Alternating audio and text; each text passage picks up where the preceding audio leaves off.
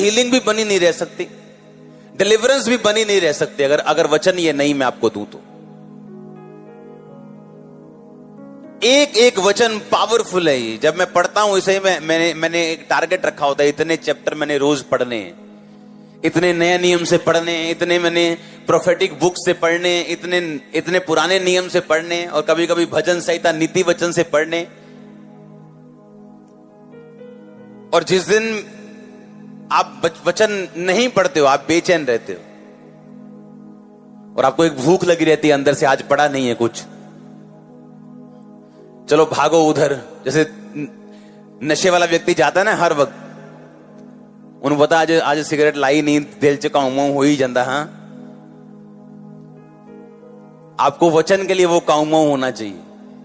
हाँ, आपको ऐसा अटूट हिस्सा बनाना है वर्ड। आमीन। आप देखो एक चीज लिखी है, कहता है जवान को ज्ञान और विवेक मिले। यही विवेक था जिसके कारण यूसुफ ने पोतीफर की पत्नी के साथ गलत काम नहीं किया था। उसने कहीं बाइबल में लिखा नहीं था व्यभिचार ना कर, वो अभी हुक्म आए ही नहीं थे, तू हत्या ना कर, चोरी ना कर, वो आए नहीं थे अभी, वो मूसा के बाद आए, तब नहीं थे।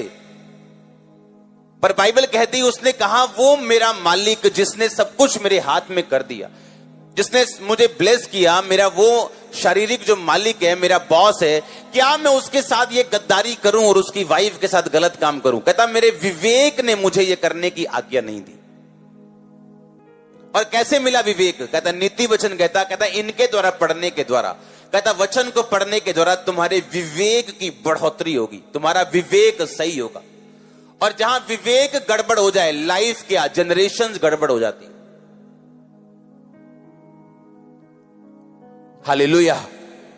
विवेक जहां गड़बड़ हो गई, जहां विवेक की गड़बड़ हो गई, वहां मैंने कहा लाइफ नहीं, जनरेशंस खत्म हो जाती है। लाइफ नहीं मैं कह रहा हूं, जनरेशंस की बात कर रहा हूं।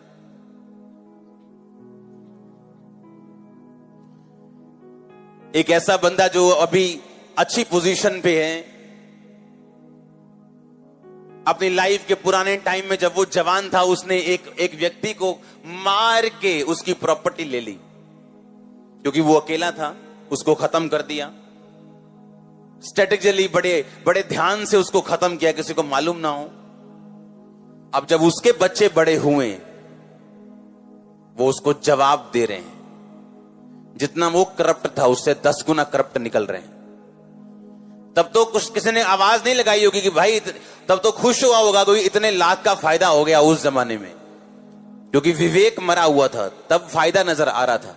अब जब वापिस आ रहा है सब कुछ ऊपर से उसके बच्चों के द्वारा, अब वो रोता है, और रोने से कोई हल नहीं होगा।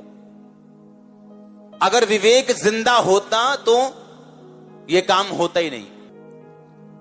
आज एक औरत दूसरी औरत का घर खराब कर रही, उसके पति को अपना कर रही कि लव हो गया, ये हो गया, वो हो गया। आपको क्या लगता है 10 साल बाद आपके साथ क्या होगा? क्या जो आपने बोया, क्या वो आपका पीछा नहीं छोड़ेगा? मैं उन लोगों से भी बोलता हूं जो कभी मिनिस्ट्री में रहे, मैंने कहा जब तुम जाना तो वो बो के जाना जो तुम खुद काटना नहीं चाहते हो। हाँ, वो मत बोना जो तुम काटना नहीं चाहते, वही बो के जाना जो तुम काटना चाहते हो, क्योंकि जो तुम बो के जाओगे तुम्हारा परमेश्वर तुम्हें वही वापस करने वाला। तो मुझे चिंता नहीं कोई क्या करे, मुझे इतना मालूम है जो तुम बो के जाओगे वो सेम तुम्हें काटने को मिलने वाला है। और इसीलिए धर्मी जन ज्यादा शांत भी रहते, उन्हें मालूम है कि उनका परमेश्वर जीवित परमेश्वर है, और जो सब चीजों को वापस करेगा, सूद समेत, ब्याज समेत। लिखा अगर तुम नीति वचन पढ़ो तो तुम विवेक पाओगे। विवेक ऐसी चीज है, कॉन्शियस ऐसी चीज है कि अगर कोई चीज बाइबल में नहीं भी लिखी, आपका विवेक बता देगा कि यह गलत है। लिखा है बाइबल में अफीम ना खाओ, लिखा कहीं अफीम ना खाओ। हाँ, तो खाते क्यों नहीं? आपका विवेक जानता है ये क्या है, गलत। अब्राहम को कहां लिखा था बाइबल में, तूने अपना 10वां हिस्सा बोना, उसका विवेक जानता था 10वां हिस्सा देना। उसके बाद मूसा ने कहा, उसके बाद प्रभु यीशु मसीह ने भी सेम कहा। यह किसी व्यवस्था से जुड़ा हुआ नहीं है टाइथ देना, यह व्यवस्था से पहले और व्यवस्था के बाद का भी। और लोग वेट करते हैं, मालूम, वेट करते हैं, इंतजार करते हैं कब परमेश्वर रास्ते खोले। और उनको पूछो, क्या तुम पैसा बोने वाले हो प्रभु के कामों में? नहीं। कभी टाइट बोया? नहीं। कभी बीज बोया? नहीं। किस चीज का इंतजार कर रहे हो? अगर बीज बोया ही नहीं तो फसल का इंतजार क्यों कर रहे हो भाई तुम? हालेलुया। और हम तब बीज बो के बड़े हुए जब हमारे पास सिर्फ वही बीज होता था काम करने के लिए, ये करने के लिए, जरूरी काम करने के लिए। हमने ऐसी ऐसी सिचुएशन में बोया और एक बैग होता था भरा बैग पैसों से, एक ही बैग, वो पूरा का पूरा बो देना और उसमें से 2 लाख 4 लाख भी ना रखने कि इमरजेंसी कहां से करेंगे। और जैसे ही हमने बोना 2 महीने बाद क्या पता लगना जी, अच्छा जी लोग ज्यादा हो रहे हैं, क्या किया, बाहर चर्च के बाहर ओवरफ्लो सेक्शन बन गए 4। क्योंकि आपको वचन बढ़ना सिखाता है, आप अपनी विश से या इंतजार से नहीं बढ़ते हो। समय सब कुछ सही कर देगा, इस सदी का सबसे बड़ा झूठ है ये। समय के साथ सब कुछ ठीक हो जाएगा, इस सदी का सबसे बड़ा झूठ है ये। समय के साथ कुछ भी ठीक नहीं होता। आपको फैसला करना पड़ता है, मैं अपने कंफर्ट जोन से बाहर आऊंगा, चाहे वो बोने में हो, चाहे वो प्रेयर में हो, चाहे प्रभु के साथ कमिटमेंट करने में हो, मैं ये करूंगा ताकि मैं अगले लेवल पे जा सकूं। नहीं तो नहीं होगा ये। आप इंतजार करते रहोगे, सिर्फ इंतजार ही करोगे। आप उस व्यक्ति की तरह हो जो अपने 10 एकड़ के पास बैठे इंतजार कर रहे हो कि फसल कब आएगी। वो आएगी नहीं कभी जब तक बीज नहीं बो। पर ये शिक्षा कौन देता है आपको? वचन आपको शिक्षा देता है। जब आप वचन पढ़ते हो आपको मालूम होते हैं कि ये काम मैंने करना है, ये बिब्लिकल है, ये परमेश्वर का रूल है, ये आत्मा का एक कंडीशन है उसकी।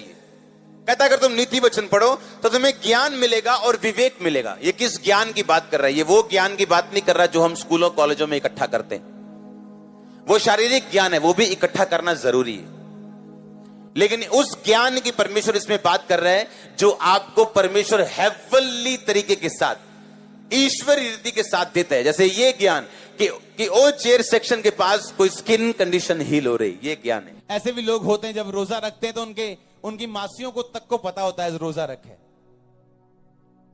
पूरे मोहल्ले को मालूम, पूरी टीम को मालूम होता है कि फलाने बंदे ने आज रोजा रखा हुआ। परमेश्वर ने कहा अगर लोगों को मालूम हो गया तूने फास्टिंग की है, तुम्हारा प्रतिफल खत्म हो गया। जब मैं फास्टिंग करता हूं, मैं इतना भी ध्यान रखता हूं कि मेरे दाहिने हाथ को भी मालूम ना हो मैंने फास्टिंग की, मेरे घर के वर्कर्स को मालूम ना हो मैंने फास्टिंग की, किसी को पता ना हो मैंने फास्टिंग की। बाइबल का एक एक वचन आग का ताया हुआ वचन है। वो यीशु मसीह के मुंह से निकला एक वचन आपकी लाइफ चेंज कर सकता है पूरी तरह से। आप जानते हैं बाइबल, डॉक्टर लोग भी जब इसे पढ़ते हैं हैरान होते हैं। डॉक्टर लोग पढ़े लिखे